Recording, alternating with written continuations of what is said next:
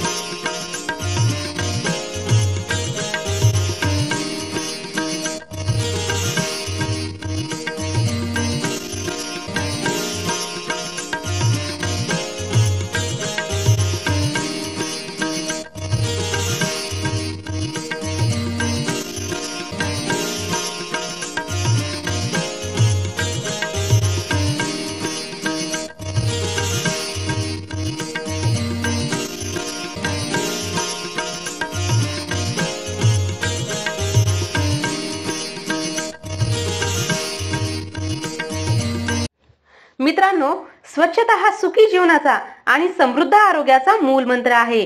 त्यामुळेच देशातील पंतप्रधान यांच्यासह अनेक मान्यवरांनी स्वच्छता अभियानाला महत्त्व दिले आहे। मग अशा वेळी जगात जर्मनी आणि भारतात परभणी म्हटल्या जातं, ती परभणी मागे कशी राहील?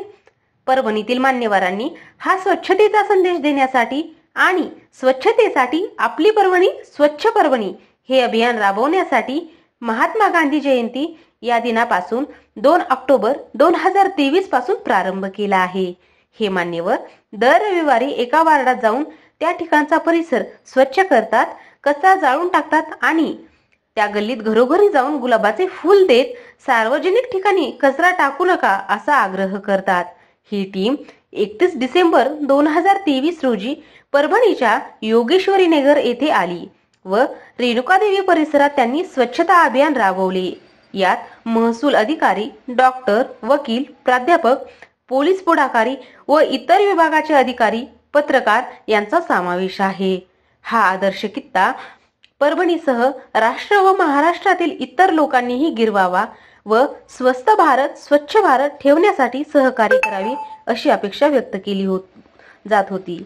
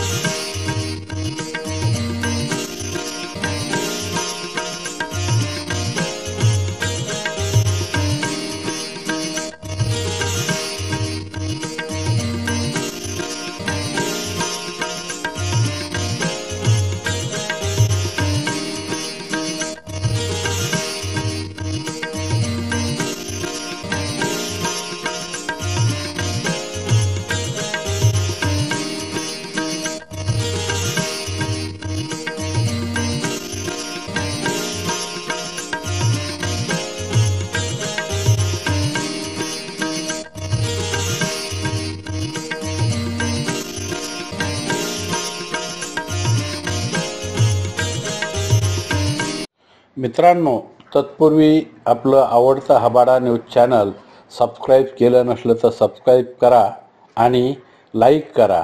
बेल आयकॉन दाबून आपली पसंती कळवा.